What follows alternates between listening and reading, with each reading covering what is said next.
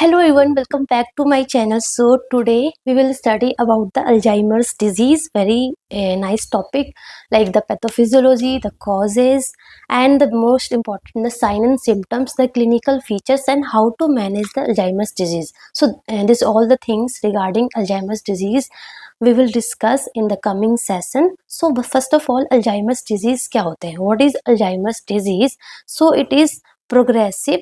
This is the progressive neurodegenerative disorder. It means it is slowly kill and damage the neuron cells, the brain cells जो है हमारे उसको slowly damage कर दे हैं and that damage is permanent, right. So जो Alzheimer's disease है ना, this is the most common cause of dementia. आपने डिमेंशिया सुना होगा ना, लॉस ऑफ मेमोरी.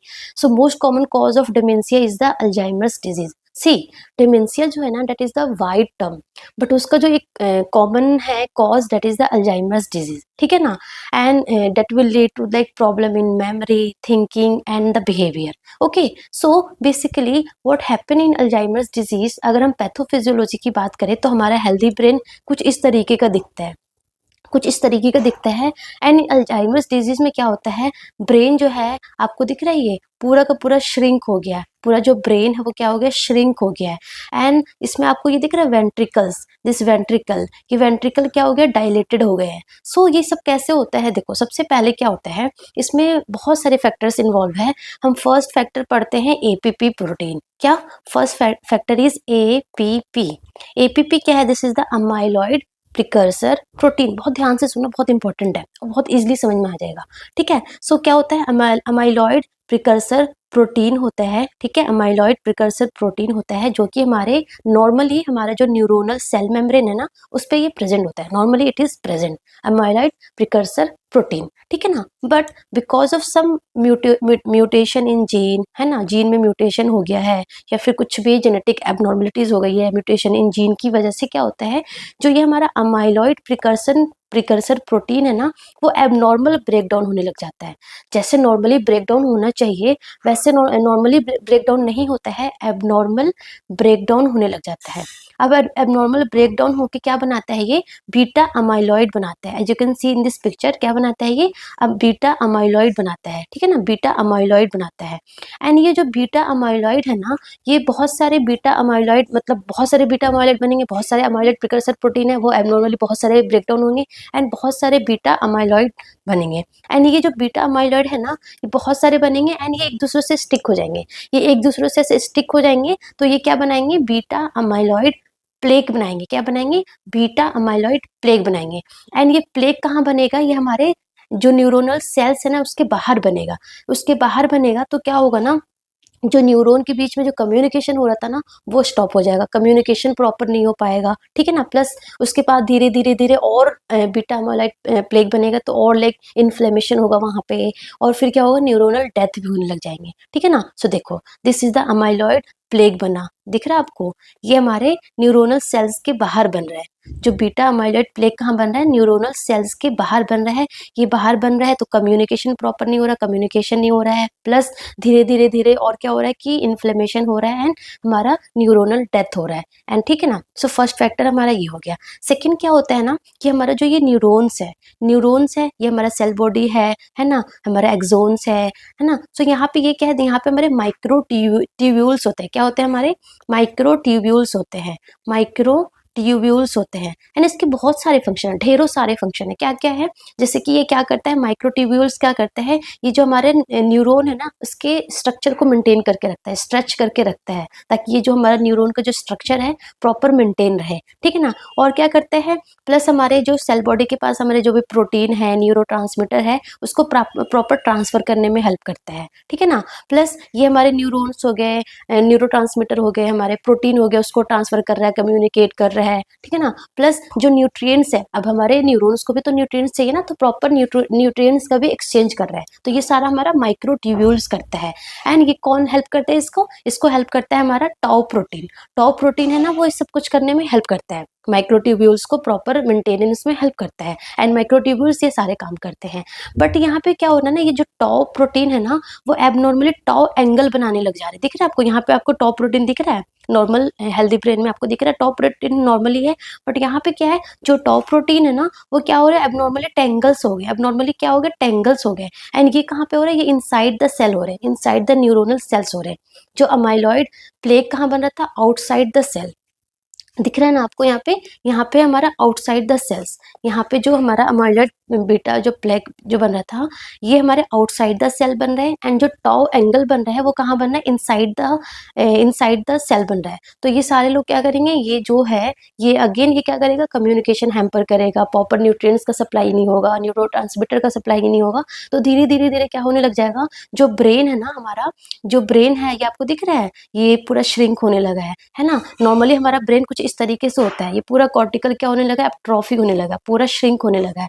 वेंट्रिकल क्या लगेंगे आपको, डायलेटेड लगेंगे, क्योंकि ब्रेन का जो वो है वॉल्यूम है वो कम हो गया, तो जो इसके रिलेटिव में अगर हम वेंट्रिकल्स बोले तो वो क्या लगेगा, डायलेटेड सा लगेगा, ठीक है ना। प्लस और क्या होता है ना, थर्ड फैक्टर और क्या है, एसिटाइल कोलिन, एसिटाइल कोलिन भी कम होने लग जाता है। क्यों, क्योंकि जो कोलिनर्जिक न्यूरॉन्स है जो कि एसिटाइल कोलिन रिलीज करता है, उसका भी क्या होने लग जाता है, डिजनरेशन होने लग जाता है, वो भी डिजनरेट होने लग जाते हैं। जो हमारे बेजल फोर मेम्ब्रेन में जो हमारा एसिटाइल कोलिनर्जिक जो न्यूरॉन्स होते हैं, जो एसिटाइल कोलिन रिलीज करते हैं, उनका भी डिजनरेशन हो जाता है, तो एसिटाइल कोलिन भी डिक्रीज होता है। एंड एसिटाइल कोलिन क्या हेल्प करता है, ये मेमोरी, लर्निंग है ना, अटेंशन, ये सारे में काम करता है, तो वो सारे काम भी हैम्पर्ड होने लग जाते हैं, ठीक है ना। सो देखो क्या हुआ, inside our brain two abnormal protein cause damage. First beta amyloid plaque बन जाते हैं, जो कि मैंने आपको दिखाया, ये हमारे बीटा अमाइलॉइड प्लेग बन गए outside the from outside the neuron, and it blocking the communication between the brain sales. अब देखो यहाँ पे बीटा अमाइलॉइड प्लेग बन गए, यहाँ बन गए, तो जो अलग अलग यहाँ पे जो हमारा न्यूरॉन होगा, तो जो कम्युनिकेशन है वो क्या होगा, ब्लॉक हो जाएगा, एंड धीरे धीरे इन्फ्लेमेशन भी हो जाएगा और सेल डेथ भी होने लग जाएंगे, ठीक है ना। एंड क्या होगा, टॉ टेंगल्स, जो टॉ प्रोटीन है ना, वो टॉ टेंगल्स बनने लग जाएंगे from inside the neurons, neuron के inside, and it blocking the transport of nutrients. जो न्यूट्रिएंट्स का है उसका ट्रांसपोर्ट ब्लॉक कर देगा, जो न्यूरोट्रांसमीटर है उसका ब्लॉक कर देगा, अब जो प्रोटीन जो ट्रांसफर हो रही थी वो सब क्या हो जाएगा, ब्लॉक हो जाएंगे। एंड उसकी वजह से क्या होगा, न्यूरॉन डाई होंगे, ब्रेन टिश्यू क्या हो जाएंगे, श्रिंक हो जाएंगे। स्पेशली पहले हिप्पोकैम्पस से स्टार्ट होता है, हिप्पोकैम्पस से स्टार्ट होता है। हिप्पोकैम्पस बेसिकली हमारे मेमोरी में हेल्प करता है, तो लाइक अल्जाइमर्स डिजीज में बेसिकली मेमोरी में प्रॉब्लम होता है, स्टार्टिंग फ्रॉम मेमोरी, ठीक है ना। सो स्टार्ट होता है हिप्पोकैम्पस से, फिर धीरे धीरे like parietal lobe, temporal lobe, frontal lobe भी इन्वॉल्व हो जाता है, ठीक है ना। सो एंड थर्ड क्या है, एसिटाइल कोलिन भी डिक्रीज हो रहा है, तो उसकी वजह से भी क्या हो रहा है, मेमोरी लॉस होता है। सो अभी कुछ दिन पहले, कुछ पहले नोटसेट में एक एमसीक्यू आया था कि अल्जाइमर्स डिजीज में कौन कौन से न्यूरोट्रांसमीटर डिक्रीज होते हैं। So this is very important. Acetyl choline भी डिक्रीज होता है, ये तो हमने पढ़ ही लिया। उसके अलावा हमारा नॉर एपिनेफ्रिन भी डिक्रीज होता है, एंड सीरोटोनिन भी डिक्रीज होता है। ये सारे न्यूरोट्रांसमीटर क्या होते हैं, डिक्रीज हो जाते हैं in Alzheimer's disease. Most important acetylcholine, ठीक है ना। एंड ये हमारे दो एबनॉर्मल प्रोटीन बन जाते हैं, जैसे कि beta amyloid plague and tau tangles, ठीक है। सो आपको पैथोफिजियोलॉजी आई थिंक समझ में आ गई होगी, ठीक है। सो पैथोफिजियोलॉजी समझ में आएगी, वहीं से हमारा क्या है, सारा सिम्टम्स दिखने को मिलता है। तो सबसे पहले हमारा हिप्पोकैम्पस इन्वॉल्व होता है, तो हिप्पोकैम्पस हमारा क्या है, मेमोरी फॉर्मेशन में हेल्प करता है, तो मेमोरी में डिफिकल्टी होती है। उसके अलावा हमारा parietal lobe, frontal lobe, temporal lobe भी इन्वॉल्व होने लग जाते हैं, ठीक है ना। और धीरे धीरे पूरा ब्रेन ही लेक्चरिंग हो जाता है, तो पूरा ब्रेन का फंक्शन ही अबनॉर्मल हो जाता है, ठीक है ना। सो टेम्पोरल लोब हमारा जैसे कि language, it help in understanding the language, behaviour, memory, hearing में काम करता है, तो ये सारे प्रॉब्लम हैम्पर्ड होगा। ऐसे ही प्राइटल लोब जो है वो नोइंग द मतलब स्पेटियल लाइक ओरिएंटेशन में हेल्प करता है, कि विजुअल स्पेटियल ओरिएंटेशन, तो उसमें आपको प्रॉब्लम होगा। Sensation, reading, body orientation and sensory discrimination, तो इसमें आपको प्रॉब्लम देखने को मिलेगी। फ्रंटल लोब अगर इन्वॉल्व हो जाएगा तो like movement, thinking, reasoning, behaviour, memory, speaking, ये सारे में प्रॉब्लम होगा, तो ये सारी प्रॉब्लम आपको देखने को मिलेगा। तो अगर हम रिस्क फैक्टर की बात करें, तो risk factor, the most common risk factor क्या है, मोस्ट कॉमन रिस्क फैक्टर है हमारा एज।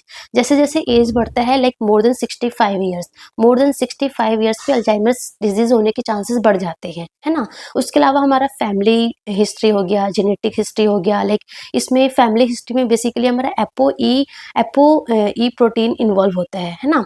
उसके अलावा हेड इंजरीज, है ना। Unhealthy lifestyle is also the risk factor for this Alzheimer's disease, like smoking हो गया, ओबेसिटी हो गया, हाइपरटेंशन हो गया, डायबिटीज मेलाइटस हो गया, है ना। तो ये सारे काइंड ऑफ रिस्क फैक्टर है, ठीक है। अगर हम क्लिनिकल फीचर्स की बात करें तो हमने अभी पैथोफिजियोलॉजी सारा समझा, पैथोफिजियोलॉजी समझ लिया, तो हमारा जो रिस्क फैक्टर, जो हमारा क्लिनिकल फीचर्स है, जो सिम्टम्स है, वो ऐसे ही है। देखो, क्लिनिकल फीचर्स के लिए आपको क्या याद करना है, you have to remember the 4A, 4A याद करना है। तो सबसे पहले क्या होगा, अमनेजिया होगा। जो हमारे अल्जाइमर्स डिजीज के जो पेशेंट होते हैं ना, उसमें सबसे पहले क्या होता है, अमनेजिया होता है। अमनेजिया क्या होता है भाई, amnesia is the loss of memory, memory loss होता है। हमने पढ़ा ना, हिप्पोकैम्पस एरिया इन्वॉल्व हो रहा है, प्लस एसिटाइल कोलिन भी डिक्रीज हो रहा है ना। वो पूरा जो भी हमारा बीटा अमाइलॉइड प्लेग बन रहा है, टॉ टेंगल्स बन रहा है, तो ये सारा हिप्पोकैम्पस से स्टार्ट होगा। हिप्पोकैम्पस से धीरे धीरे हमारा टेम्पोरल लोब, प्राइटल लोब, ये सारा इन्वॉल्व होता है, ठीक है ना। ऐसे ही एसिटाइल कोलिन भी डिक्रीज हो रहा है, तो सबसे पहले हमारा एमनेजिया देखने को मिलता है, मतलब कि मेमोरी लॉस। अब मेमोरी लॉस कैसा होता है, सबसे पहले जो, अगर हम माइल्ड की बात कर ले, एक अर्ली स्टेज, जैसे ही पेशेंट को अल्जाइमर्स डिजीज किसी को होने स्टार्ट होगा, तो like in early stage, like the mild cases, early stage में क्या होगा, सबसे पहले lost of episodic memory loss होगा।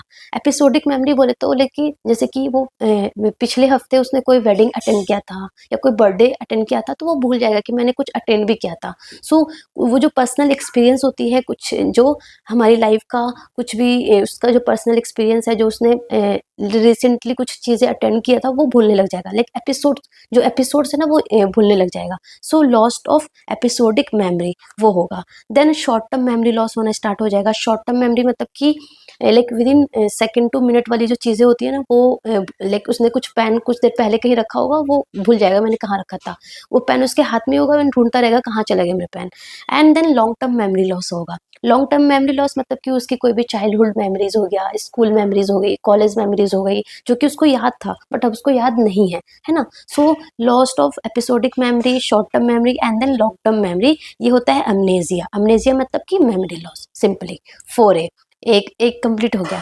देन दूसरा क्या होता है, अफेजिया होता है। अफेजिया में जो अमनेजिया हो रहा है ना, basically like hippocampus area involve है, फ्रंटल लोब, है ना, टेम्पोरल लोब, है ना, ये लोब बेसिकली इन्वॉल्व होता है, तो अमनेजिया बेसिकली देखने को मिल रहा है। उसके अलावा अगर हम अफेजिया की बात करें, so due to damage of dominant parietal lobe की डैमेज की वजह से आपको अफेजिया देखने को मिलेगा। सो अफेजिया में क्या होगा ना, अफेजिया मतलब कि loss of ability to use or understand the language, loss loss of ability. Aphasia क्या होता है, loss of ability to use and understand the language, है ना। या तो वो लैंग्वेज यूज नहीं कर पाएगा, उसके अंदर वर्ड्स ही नहीं बनेंगे, वर्ड्स ही नहीं बना पाएगा। मतलब उसके माइंड में चल रहा है कि मुझे ये बोलना है, बट उसको वर्ड्स नहीं बन पाएंगे, या फिर वर्ड्स तो बनेंगे बट वो उसको समझ नहीं पाएगा, है ना। Understand the language, understand the language, ठीक है ना। जैसे कि आपने सुना होगा कि बहुत सारे तरीके के अफेजिया होते हैं, जैसे कि most important expressive aphasia, expressive aphasia, है ना। और एक हमारा होता है receptive aphasia, expressive aphasia and receptive aphasia. ये डेफिनेशन एग्जाम में आते हैं, कॉम्पिटिटिव एग्जाम में बेसिकली ये पूछते हैं। ये एक्सप्रेसिव अफेजिया में क्या होगा ना, कि वो एक्सप्रेस नहीं कर पाएगा, उसके अंदर वर्ड्स तो है बट वो उसको बोल नहीं पाएगा, उसके वर्ड्स आएंगे नहीं मुंह पे, ये कैसे बोलना है, सो एक्सप्रेस नहीं कर पाएगा, है ना। सो जो वो बोलेगा ना, वो टूटा फूटा बोलेगा, ऐसे लाइक ब्रोकन वर्ड्स बोलेगा एंड बहुत लाइक हेजिटेंस होके बोलेगा, है ना। सो एक्सप्रेसिव अफेजिया मतलब कि वो एक्सप्रेस नहीं कर पाएगा। अगर कहाँ डैमेज होगा तो ब्रोकाज एरिया में डैमेज होता है, तो ये होता है, ठीक है ना। एंड रिसेप्टिव अफेजिया क्या होता है कि वो बोल तो पाएगा, बोलेगा तो सब कुछ एकदम फ्लुएंटली बोलेगा, बट वो अंडरस्टैंड नहीं कर पाएगा, वो समझ नहीं पाएगा, वो जो बोलेगा वो समझ नहीं आएगा वो बोल क्या रहा है ना। सो अंडरस्टैंड लैंग्वेज, अंडरस्टैंड नहीं कर पाएगा। एंड ये जब हमारा वर्निस्किस एरिया में अगर प्रॉब्लम होती है, तो ये आपको देखने को मिलता है। सो एक्सप्रेसिव में वो एक्सप्रेस नहीं कर पाता है, रिसेप्टिव में वो अंडरस्टैंड नहीं कर पाता है, रिसीव नहीं कर पाता है ना। सो ये प्रॉब्लम होगा अफेजिया में। उसके अलावा थर्ड ए क्या है, अमनेजिया हो गया, अफेजिया हो गया, and third A is the apraxia. Apraxia में क्या होगा ना, अप्रेक्सिया इज द लाइक कि कांट एबल टू परफॉर्म, मतलब जो पहले वो एक्टिविटीज कर पाता था वो अब नहीं कर पाएगा। Can't able to perform the previous any skill, वो स्किल उसको अच्छे से आती थी, वो अब नहीं कर पा रहा है, ठीक है ना। सो लाइक जो हमारा विजुअल स्पेटियल जो हमारा ओरिएंटेशन है ना, वो उसका लॉस हो जाएगा। सो अप्रेक्सिया में जैसे कि आप उसको बोलोगे कि brush your teeth, brush your teeth, अगर आपने उसको ब्रश करने के लिए बोला तो वो भूल जाएगा, उसको समझ नहीं आएगा ब्रश कैसे करना है। वो लाइक कॉम्ब उठा लेगा, उसको समझ में नहीं आएगा ब्रश जो है ब्रश से होता है। लाइक ऐसा नहीं है कि उसके मसल में वीकनेस हो गई है, नहीं, मसल पावर है अभी भी, मतलब स्ट्रोक नहीं हुआ है उसको, मसल में वीकनेस नहीं हुआ, मसल टोन में कोई प्रॉब्लम नहीं है, उसके ब्रेन में प्रॉब्लम हुआ है। तो ब्रश योर टीथ आप जब बोलोगे ना, तो वो कमांड को वो विजुअलाइज नहीं कर पाएगा कैसे करना है ब्रश को, टीथ को। इवन मतलब लास्ट टाइम तक ऐसा हो जाता है ना कि इन सीवियर केसेस में कि उसको बोलोगे खाना खाना है, तो उसको ये भी समझ में नहीं आएगा खाना कैसे खाते हैं। आप जब उसके जो भी बाइट है उसके मुंह में डाल दोगे, तो उसको ये भी नहीं पता चलेगा उसको चबाना कैसे है, इवन वो च्यू करना भी भूल जाता है ना, how to eat, how to chew, वो भी तक वो भूल जाता है। सो ये प्रॉब्लम तक आ जाती है ना। सो ये अप्रेक्सिया हो गया। उसके अलावा और क्या होता है, एनोसोनोसिया, मतलब कि उसका लॉस ऑफ स्मेल भी लॉस हो जाता है। सो लाइक वो इनकॉन्टिनेंस है ना, ब्लैडर बॉवल इनकॉन्टिनेंस आ जाएगा, तो लाइक वो स्टूल पास करके यूरिन पास करके ऐसे बैठा रहेगा ना, उसको पता भी नहीं चलेगा एंड उसको स्मेल भी नहीं आएगा। लाइक जो अगल बगल लोग होंगे, जो उसके घर वाले होंगे, उनको इतनी बदबू आएगी, वो ऐसे बोलेंगे क्या हो गया है, बट उनको कुछ बदबू ही नहीं आएगी। So like lack of awareness of hygiene issues वगैरह भी होने लग जाएगा, ठीक है ना। उसके अलावा लाइक इन सो ये हमारा मॉडरेट स्टेज में ये सारी चीजें देखने को मिलेगी। इन लेट स्टेज में क्या हो जाएगा, रिजिडिटी हो जाएगा, जैसे कि पार्किंसन डिजीज में जैसे रिजिडिटी हो जाती है, वैसे रिजिडिटी हो जाएगी, म्यूटिज्म हो जाएगा, क्योंकि उसके पास कुछ वर्ड्स ही नहीं रहेगा बोलने का, तो एक कंप्लीटली एकदम म्यूटिज्म हो जाएगा। इनकॉन्टिनेंस होने लग जाएंगे, है ना। इनकैपेसिटेटेड बेड रिडन हो जाएगा, क्योंकि अब वो कैसे चलना है, क्योंकि प्राइटल लोब भी इन्वॉल्व हो गया, तो कैसे चलना है, कितना डिस्टेंस मेंटेन करना है, कैसे वॉक करना है, वो सब कुछ वो भूल जाएगा। सो कंप्लीटली वो बेड रिडन हो जाएगा इन लेट स्टेज में। सो लाइक वॉकिंग कंप्लीटली वो डिपेंडेंस हो जाएगा, लाइक कैसे खाना है, कैसे पीना है, कुछ भी नहीं कर पाएगा वो। इवन आप मुंह में भी डालोगे तो प्रॉपर ड्रूल कर लेगा, तो लाइक एस्पिरेशन के रिस्क भी हो जाते हैं, तो लाइक इन दैट केस हमें राइस ट्यूब भी डालने पड़ जाते हैं, ठीक है ना। सो लाइक अब वो बेड रिडन कंप्लीटली हो गया, तो लाइक डीप वेन थ्रोम्बोसिस के भी चांसेस हो जाता है। एंड लाइक अगर वो क्लॉट जो है वो लंग्स में चला गया, तो पल्मोनरी एम्बोलिज्म हो सकता है, यूटीआई हो सकता है, क्योंकि इनकॉन्टिनेंस हो रहा है ना, आपने नली डाल दी, अपने फॉलीज कैथेटर डाल दिया। सो लाइक यूटीआई होने के भी चांसेस होते हैं, बेड सोर होने के चांसेस होते हैं, क्योंकि वो बेड रिडन हो गया कंप्लीटली, एस्पिरेशन के चांसेस होती है, एंड लास्ट टाइम पे वो डेथ भी हो जाती है, ठीक है ना। And this is the neuro degenerative disorder, progressive neuro degenerative disorder है, ठीक है ना, जो कि प्रोग्रेस होता रहता है धीरे धीरे। उसके अलावा अगर हम डायग्नोस्टिक की बात करें, सो हमारा डायग्नोस्टिक में है एक स्क्रीनिंग टेस्ट है। इट इज नॉट कि लाइक आपको प्रॉपर कंफर्म करेगी, it is kind of screening test, जो कि क्या है, MMSE क्या है वो, मिनी मेंटल स्टेटस एग्जामिनेशन। ये हमारा mini mental status examination chart है, जिसमें कुछ चीजें पूछते हैं, कुछ कंपोनेंट पूछते हैं, एंड उसके अकॉर्डिंग स्कोर देते हैं। सो टोटल स्कोर कितना होता है, 30 इज द टोटल स्कोर, ठीक है ना, 30 इज द टोटल स्कोर। जैसे कि उसमें पूछते हैं what is the year, season, मतलब कि ओरिएंटेशन वगैरह पूछते हैं, है ना, कहाँ पे रह रहे हो, फिर कुछ 3 ऑब्जेक्ट्स बताते हैं, उसको बोलते हैं याद रखना, फिर मैं थोड़ा टाइम के बाद पूछूंगा, तो इसे शॉर्ट टर्म मेमोरी ऐसे मतलब पूछते हैं। सो ये सारी चीज़ें रिपीटेटिव सब्सट्रैक्शन करने के लिए बोलते हैं, है ना। सो ऐसे short term memory, long term memory, orientation, ये सारा एसेस करते हैं, ठीक है ना। सो एंड ये वाले डायग्राम बनाने के लिए बोलते हैं, तो लाइक उनका प्राइटल लोब अफेक्ट होता है, सो ये प्रॉपर डायग्राम बना नहीं पाएगा वो, ठीक है ना। सो MMSE करते हैं, that is the screening test, and उसके अकॉर्डिंग हम वो करते हैं। अगर 21 to 24 के बीच में अगर स्कोर आता है तो माइल्ड डिमेंशिया है, अगर 10 to 20 के बीच में स्कोर आएगा तो मॉडरेट डिमेंशिया है, अगर लेस देन 10 स्कोर आएगा मतलब कि सीवियर डिमेंशिया है, ठीक है ना। उसके अलावा लाइक MRI करवाते हैं, FDG ग्लूकोज पैट स्कैन करवाते हैं to see any changes in the brain, है ना। और CSF करते हैं, CSF में क्या होगा, बीटा अमाइलॉइड क्या होगा, डिक्रीज होगा, एंड टाउ क्या होगा, इंक्रीज हो जाएगा, ठीक है ना। सो ये हमारा डायग्नोस्टिक प्रोसीजर है। कमिंग टू ट्रीटमेंट की बात करें, तो ट्रीटमेंट एज सच कोई क्योर वाला ट्रीटमेंट नहीं है, it is the progressive neuro degenerative disorder. तो जितना डिसऑर्डर हो चुका है, जितना ब्रेकडाउन हो चुका है, जितना प्रॉब्लम हो गई है, जितना लाइक जितना चीज़ें डैमेज हो चुकी है, वो डैमेज हो गई है, अब उसको आप क्योर नहीं कर सकते हो, है ना। सो अब क्या है कि फर्दर डैमेज ना हो उसके लिए आप कुछ कर सकते हो, ठीक है ना। सो परमानेंट क्योर तो नहीं है इसमें, permanent cure is not there, only आप सिम्टम्स को रिलीव कर सकते हो। सो ट्रीटमेंट में अगर ड्रग ऑफ चॉइस क्या है, अगर ड्रग ऑफ चॉइस आपसे पूछे एग्जाम में कि ड्रग ऑफ चॉइस क्या है, so donepezil is the drug of choice, है ना। Donepezil is the drug of choice. ये क्या है, ये हमारा कोलिनेस्टेरेज इनहिबिटर है। ठीक है ना। कोलिनेस्टरेज इनहिबिटर है, मतलब कि जो एसिटाइल कोलिन को ब्रेक डाउन होने से ये प्रिवेंट करेगा। और हमने क्या पढ़ा था कि ऐसे वो अल्जाइमर्स में क्या हो रहा है, एसिटाइल कोलिन भी कम हो रहा है। क्यों? क्योंकि जो एसिटाइल कोलिनर्जिक जो न्यूरॉन्स है उसका भी डैमेज हो रहा है बेसल 4 मेम्ब्रेन में, तो एसिटाइल कोलिन नहीं बन पा रहा है, तो है ना। तो हम क्या देंगे, कोलिनेस्टरेज इनहिबिटर देंगे, सो दैट जो भी बचा कुचा एसिटाइल कोलिन है उसका फर्दर ब्रेक डाउन ना हो, है ना।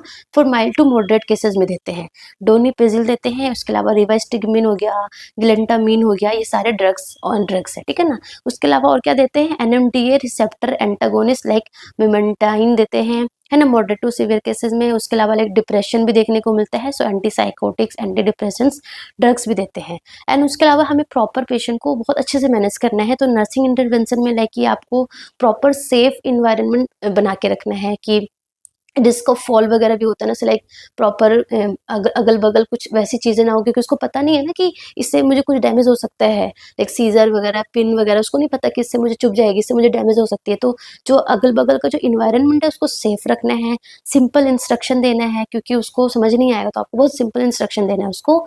एंड आपको इमोशनल सपोर्ट टू फैमिली, क्योंकि फैमिली के लिए एकदम वो होगा ना कि पहले ये सब कुछ कर रहा था और अब इतना ज़्यादा वो हो गया कि वो खुद से खा भी नहीं पा रहा है, सो फैमिली के लिए बहुत ज़्यादा साइकोलॉजिकल काइंड ऑफ हो जाता है। तो आपको साइकोलॉजिकल सपोर्ट देनी है एंड आपको एक स्ट्रक्चर्ड रूटीन देनी है पेशेंट को, ठीक है ना। सो ये हमारा है नर्सिंग इंटरवेंशन, ठीक है ना। सो डोनिपेजिल याद करना, this is a drug of choice, and ये हमारा एमएमएससी का स्कोर है, ठीक है। एंड आपको 4A बेसिकली याद रखना है, अमनेजिया हो गया, फेजिया हो गया, प्रेक्सिया हो गया, और हमारा एनोसोग्नोसिया हो गया, ठीक है ना। सो ये हमारा सिम्टम्स हो गया।